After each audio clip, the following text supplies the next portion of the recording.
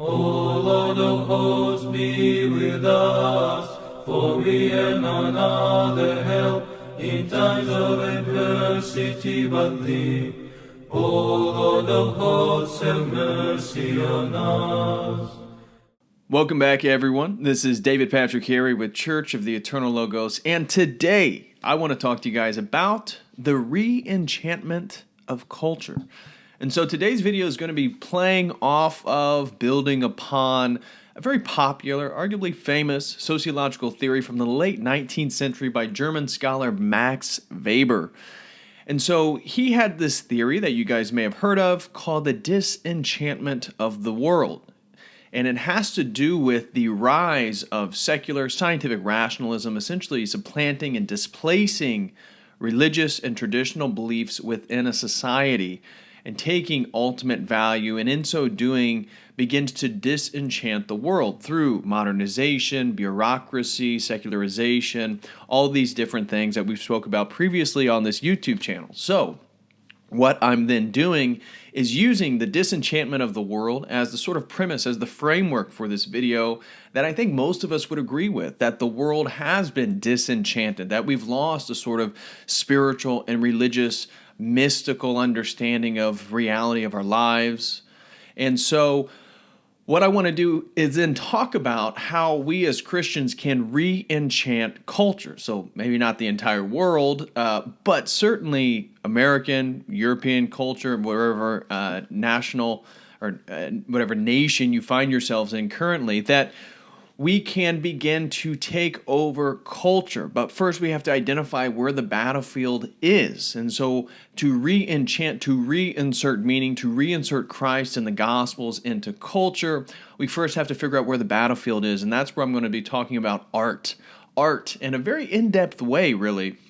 And so I'm going to give some sort of theoretical, some sociological, theoretical language to art, how culture is created, how you construct sacred canopies by the process of legitimation by Peter Berger, Protestant sociologist. But given the disenchantment, given the need to re-enchant, how exactly do we do that? And that is the point of this video, and that's what we're going to be getting into.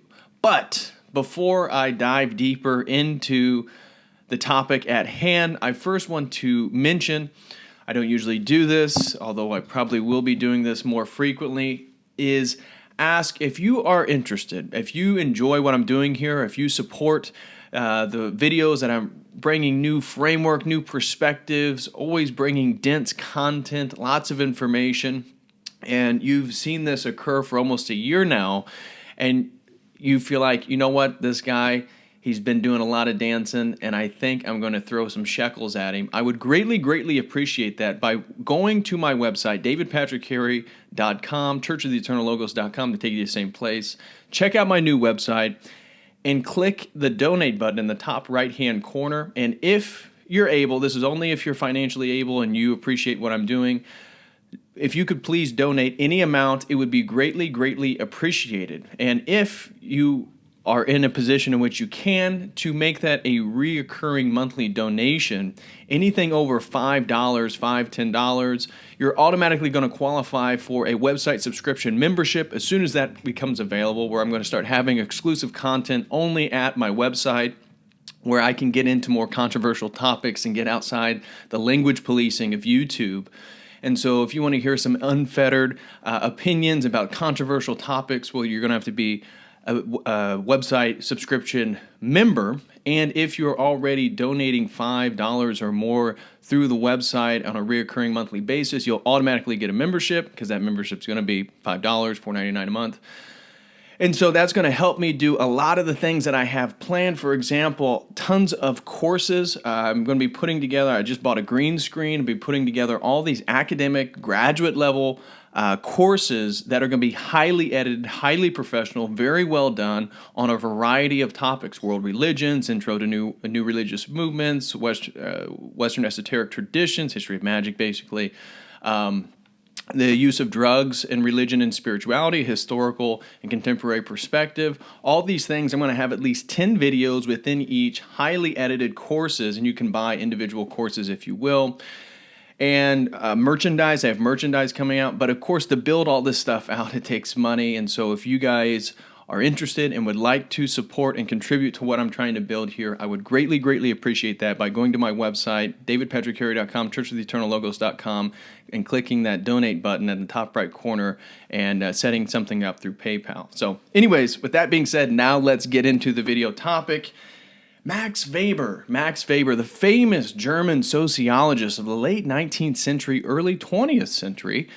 He lived from 1864 to 1920. And I wrote down here what exactly how I would frame this concept of the disenchantment of the world. Disenchantment. What exactly does that mean? And so what I wrote down is disenchantment is a social scientific theory regarding the cultural rationalization and devaluation of religion in modern society, characterized by a modernized, bureaucratic, secularized Western society where scientific understanding is more highly valued than belief, where processes are oriented towards rational goals as opposed to traditional society. And Weber has a quote regarding the pre-disenchantment of the world, and that the world remained a great enchanted garden. And so with that garden reference, you can't help but notice the sort of biblical connotations that may imply. But this general theory about the rise of secularization, scientific rationalism, the devaluation of tradition and beliefs, the rise of modernization and bureaucracy, I think we see this at hand. This is quite obvious at this point. So this isn't something that's, I think, for at least the people watching this channel, anybody rooted in a sort of traditional worldview knows this is pretty much the case. And so the rise in bureaucracy, kind of like a Kafka novel, that bureaucracy, we see this right now. I mean, even though I don't get too much into the politics, but the whole deep state Trump thing, even though Trump, Israel, I get it. But that is a sort of bureaucratic form of power that really controls the way things are. And so the bureaucracy, I think, is a very obvious sort of outcome of this process. And in fact, I would say this disenchantment is the inevitable consequence if we take a more of a historical approach all the way back to something like scholasticism itself and the establishment of philosophy and theology from a naturalistic standpoint, really essentially continuing the sort of Greek philosophical project. And by doing that, I think those presuppositions that somehow man can find ultimate truth and knowledge of the world through naturalistic observation, rationalistic observation of the world through induction, to take an Aristotelian approach, induction to deduction as opposed to a priori to deduction, that it eventually leads to, obviously, science, obviously secularism, obviously Enlightenment ideals, which then are embedded with modernization and the devaluation of tradition and beliefs. Why? Because you don't need it. Because all you need to do is observe nature rationally. Well, we obviously reject that because again, embedded within our apologetic approach, we don't even believe you can see the world correctly without a revealed knowledge of things through revelation, through Scripture. So right there, already totally at odds with our worldview. But this disenchantment process, I don't think is very controversial, and I think it gives us a great framework to begin to discuss the world in which we're embedded in and how we can start to fight back against it, if you will. And so I have two theorists here that I want to highlight from the 20th century who try to talk about the reenchantment of culture, the reenchantment of the world, and I want to highlight why I think these are obvious shortcomings and why they're not going to do what I'm advocating for in the third half of this video, or the third section of this video, if you will. So now moving to the reenchantment from two contemporary modern scholars of the 20th century, that'd be Carl Gustav Jung and Ernest Gellner. Carl Jung, given the disenchantment, the sort of devaluation of tradition and religion and spirituality, how does Carl Jung go about arguing for a reenchantment? Well, as you can imagine, it really has everything to do with the recovery of myth. You know, you could see Joseph Campbell just clapping like a seal behind, saying, "Yes, yes, the recovery of myth." And how Jung frames it, the sort of numinous encounter with the symbolic. And so symbolism is then somehow the way in which we re-enchant the world, is that we archetypally understand the symbolic import of dreams, of myths, and by doing so, we can re-encounter the numinous, this very abstract concept of the divine, of the transcendent, that somehow is perennialistic and it inhabits all mythology, and that this is the real source of meaning, right? It's just all psychological. It's all in the subconscious, and that we have to realize this and then reevaluate the collective unconscious of ourselves, of our species, and dive deeper into myth, dive deeper into symbolism. This is what he argues for. Now, I say that's absolutely inadequate because it's still a sort of secularized, rationalized, spiritized form of meaning. Because as I've spoke about in previous videos, the real sources of meaning are actually going to be embedded within a traditional worldview. First source of meaning and the ultimate source of meaning is God. The second one's going to be one's own life and existence and being, and therefore their health. So that your physical apparatus, your body, your physical existence. Third's going to be your skill set, your profession, the goals that you put out before yourself, and then accomplishing those goals. That's a real sense of meaning. And of course, family and having children. Now, these are going to be the real places, if we actually evaluate our lives or other people's lives, these are the things that really give us meaning. And in a disenchanted world, that leads to then consumerism, capitalistic forms of filling the void of meaning with things, with creation, with created things. And so obviously, this leads to more discontent. This leads to higher rates of suicide. We see the problems with masculinity in society because there is no role for real responsibility, because nobody's responsible for anything. And again, responsibility itself is a real source of meaning.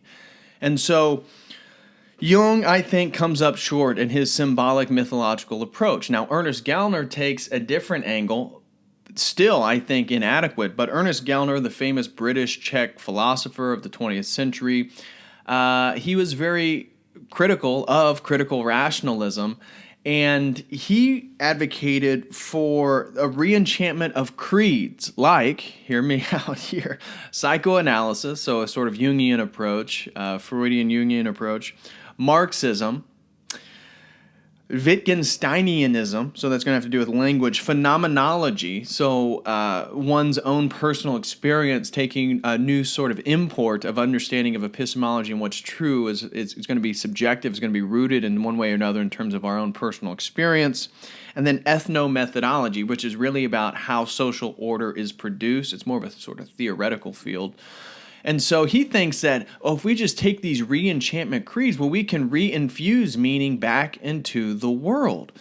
Problem being, it's totally framed within a naturalistic framework. Again, my critique, going back to the sort of scholastic project of naturalism itself, is that Ernest Gellner's entire re-enchantment approach is consistent with a naturalistic framework. And that isn't going to cut it, because the real source of meaning is God himself. And so these atheistic Gnostic scholars who are trying to talk about a re-enchantment of the world, it's just fallacious, because the way in which they want to re-enchant it is through the same methods, it's through the same paradigm that's disenchanted it. So that is not going to work. And again, I find it completely inadequate in regards to a real enchantment of the world or culture. And so how do we really re-enchant culture in the world? And now we get to the main crux of this video, and that's going to have to do with art, because art is the real battlefield here. It's the real battleground. And so to discuss this stuff, we have to know where the fight is, where the fight is happening in order to, combat the adversaries in which we are up against. And so Christian art needs to be, well, what we can do with Christian art is re-infuse meaning back into a desacralized world. We have to reinsert the sacred in the desacralized world. And so we can do this in a multitude of ways. And so when I say art, I'm thinking of things much more expansive than just maybe your typical ideas of drawings and paintings, although those are extremely important, and I want to go through those one by one. But some of the things in regards to art, and then I'm going to get into this process of legitimation and then go back into these different areas of art that we can affect, we can transform. But when I say art, I'm talking about photography, I'm talking about painting, I'm talking about movies and TV shows, I'm talking about music, I'm talking about fashion, I'm talking about memes, I'm talking about comedy, language and pop culture, craftsmanship, constructing things, building things, and of course intellectualism and intellectuals. These are all forms of art. And now, before I go into, because there's things I want to say about each little bullet point there, but I now want to provide a theoretical sociological framework on how we actually create and influence and alter culture. And so what I want to share now is something that I've actually discussed in previous videos, but it has to do with a theory developed by Peter Berger. Peter Berger, Berger, is a fairly prominent 20th century sociologist from America. He was Protestant, and he came up with this idea of the Sacred Canopy. And I've discussed this in previous videos, like I said, and the Sacred Canopy being this sort of unified fabric of a culture, of a society in which the language, the symbols, the heroes, the myths, they all are embedded within this collective sacred canopy, which then unifies all these people who live and exist under that canopy. Now, there's different things that can begin to tear and divide that canopy. That's like the insertion of people with a different language, people with a different religious background, and how then the sacred canopy begins to be divided, begins to tear. And so, anyways, how then we create the sacred canopy is through a process called legitimation. And the process of legitimation is that what we do is we take ideas, symbols, and we have to externalize them, objectify them, so then people can then internalize them. And once they internalize them, they are then going to externalize and objectify, and then other people will internalize. And so this feedback loop of externalization, objectification, internalization is the process in which you actually get things to change in culture. So if we begin to think about things that we actually don't stand in favor for, like maybe LGBTQ issues, we can see how the externalization of these ideas and the promotion of these ideas since, let's just say 2008, right? Since 2008, and then the objectification of these ideas through corporations, through celebrations of Gay Pride Month, through all these different facets of now that are manifesting within society. Now they're actual objects. And because they're now objects, people approach these objects and begin to internalize these values and this paradigm and this system of thought. Once they internalize that, they begin to then externalize it, and then it creates this feedback loop. And now all of a sudden that's going to be a fixture within one's culture, within one's society, because so many people have internalized and begin to externalize that. And now it's an object within our culture. So this is the process in which you actually create culture. This is how you get things up onto the sacred canopy, which then unifies entire groups of people. So taking this idea, the process of legitimation, this is how we then re-enchant and take back and fight for culture, is that we do it through art. We do it through creative means. We have to create and not produce. We have to create and not produce. Not consume. We have to create and not consume. Produce. Do produce. Create, not consume. I apologize. Create, not consume, because it is through the creating process or the producing process, as opposed to the consuming process, in which we can begin to change the culture, because the first step in the process of legitimation is the externalization. It's the externalization. Something can't become objectified and internalized until it's externalized. So we have to, again, put our ideas out. And so for the first bullet point, photography and painting, think about why Christianity has totally lost Western culture. One of those is, where do people encounter beauty? What are the aesthetics of the culture? And clearly it's not what it used to be. We don't build places of worship that have real sacred space of aesthetic beauty and encountering the sort of numinous through architecture, through sacred geometry, through Fibonacci, through ratio, that look at the New Age, look at psychedelic spirituality, and then look at the art that they produce in comparison to Christian art in society. And I'm talking about visual art here. So I'm talking about paintings and drawings and photography, just this type of thing, what people tend to think of when they think of art. Where is the Christian art that's really influencing and changing society? How then, without the externalization and the production of these things, how then can we change culture? We can't. We can't at all. We can't. And so what people need to start doing, and this is related to my previous video in regards to finding your skill set, finding your profession, perfecting that skill set, working on your craft. Maybe art is it. Maybe a craftsman, maybe comedy, maybe music, maybe more intellectual feats are your skill set. We have to begin to think about that.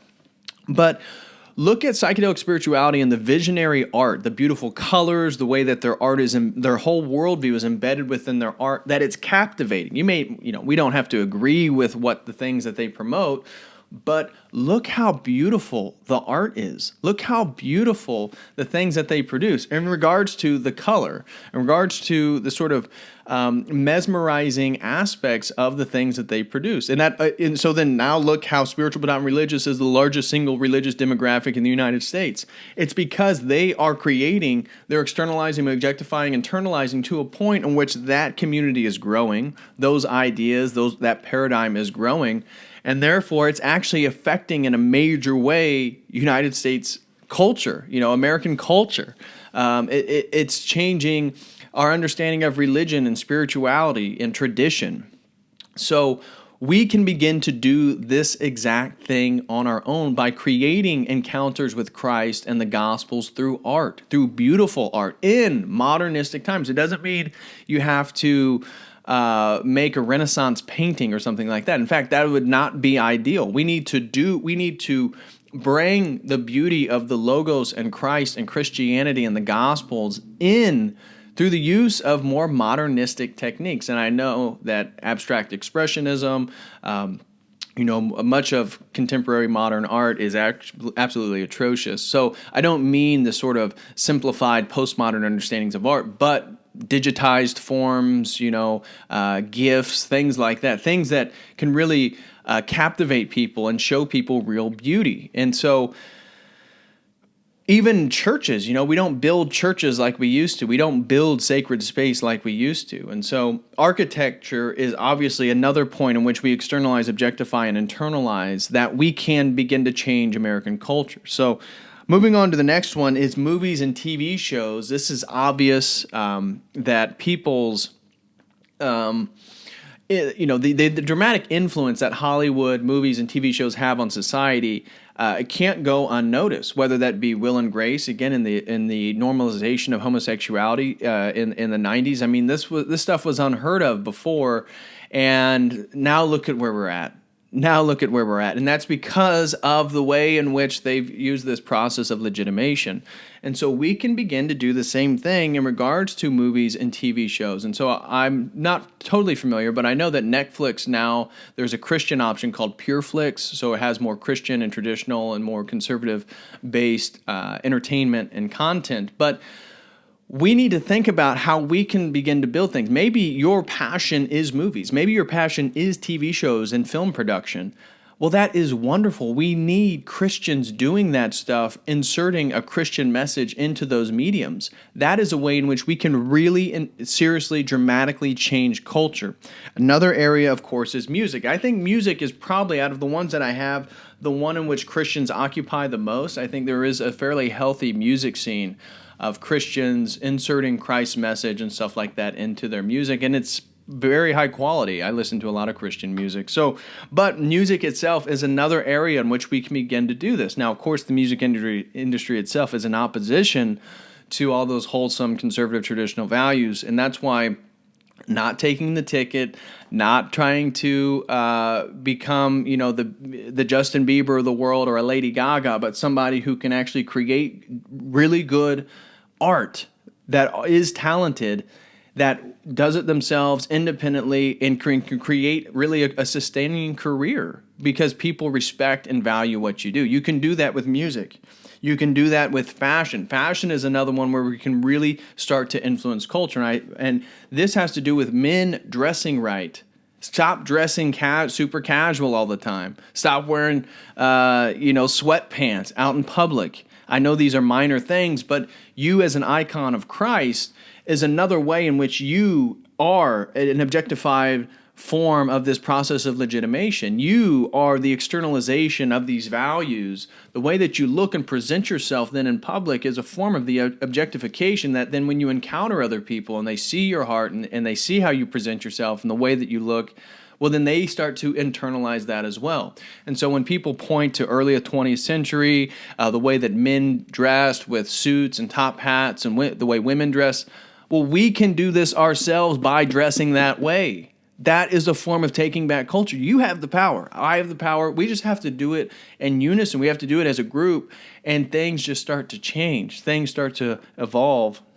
So fashion is definitely one where we need to take over, because you look at some of the fashion industry and it's filled with homosexuality, degeneracy. It seems like it's promoting pedophilia, all this type of stuff. So we can move back to more traditional forms of fashion and express that ourselves, the way that we dress, the way that we interact with the world.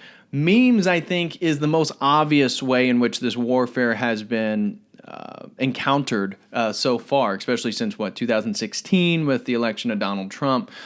And memes are very, very, very important. Memes are the smallest unit of an idea, developed by Richard Dawkins. We're not a big fan of him, but meme culture, meme magic, I think these things are very, very powerful. And so memes are another way to influence culture. It's another way to contribute to the art. It's another way to have a weapon on the battlefield of the cultural war. So memes are very, very important. And I think this is probably where traditional conservative right is actually excelling the most, is meme culture, the whole red pill getting based.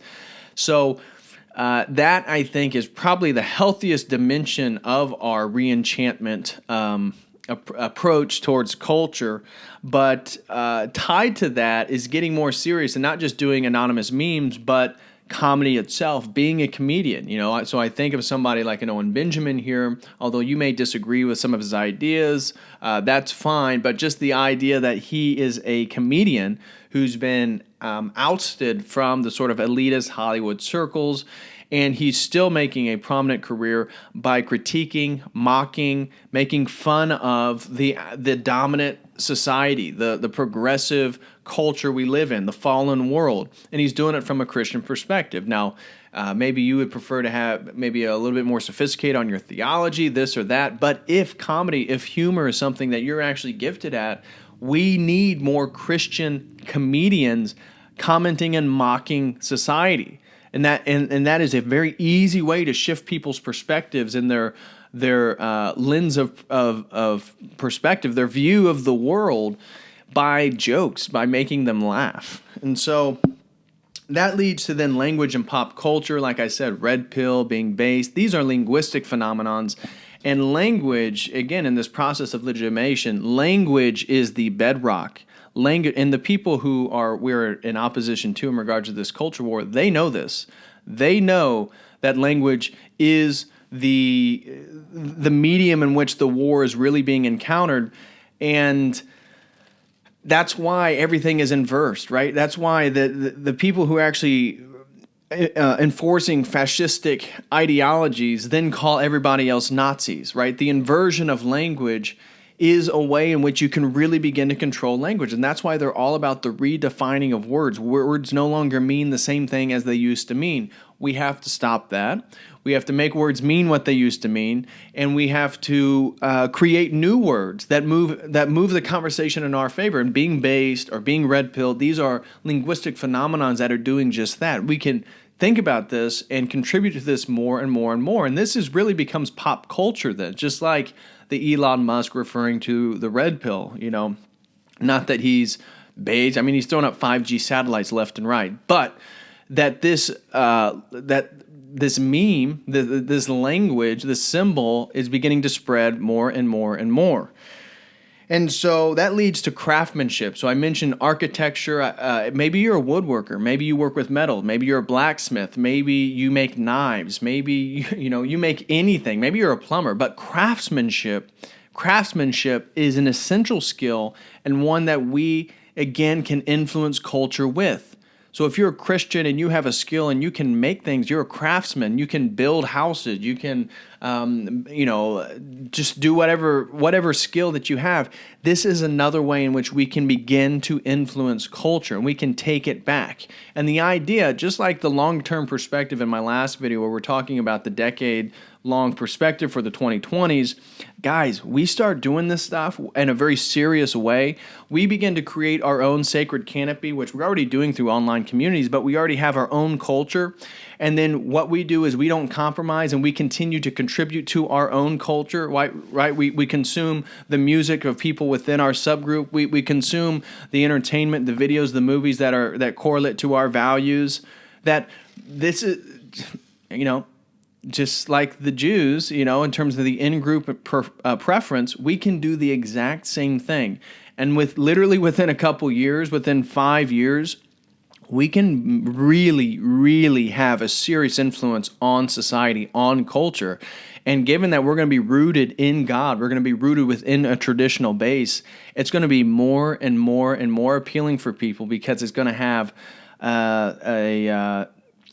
it's not going to totally be in flux all the time, right? It's going to have some stasis to it. It's going to have some staying power as opposed to the sort of progressive worldview. Everything's always changing. One day can be totally different from the next in terms of what you're supposed to promote, what you're supposed to value, all this and that. So we can, I think, I'm very optimistic. I think we can really, really do this if we get serious and think about how each one of us as individuals can contribute to the production of culture. And then creating a new sacred canopy, a new set of values and myths and language and comedy and heroes that we idolize, which then is going to share and spread across people. Now, obviously, the balkanization and probably the breakup of the United States is inevitable at this point. But these are things that we really need to think about because I really think we can take it back. And so craftsmanship, having real skills in the world, that'd be essential. I mean, that'd be great. So, and then the last one is intellectuals. So we may have theological differences with individuals, but somebody like an E. Michael Jones or a Jay Dyer or Father Deacon Ananias, that people that are intellectuals that deal with their profession is the sort of realm of ideas that we need to find and identify those people and, again, get them part of our subgroup.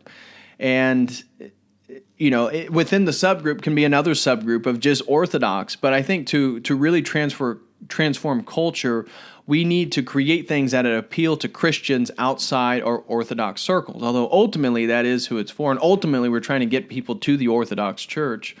But I think this is something that we need to keep in mind in terms of making beautiful encounters with Christ, the Gospels, Christianity, generally speaking.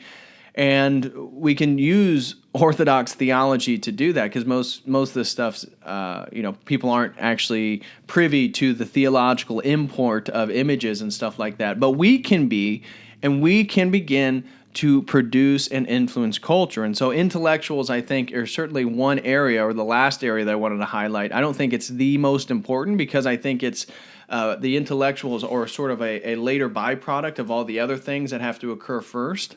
But that's another dimension of, again, externalizing, objectifying ideas, symbols, and thought patterns, paradigms, and then that's going to be internalized by other people. And so what I try to do in this video, because I put myself in that sort of intellectual camp, is in my videos, I'm trying to give you guys new perspectives, new angles to look at things.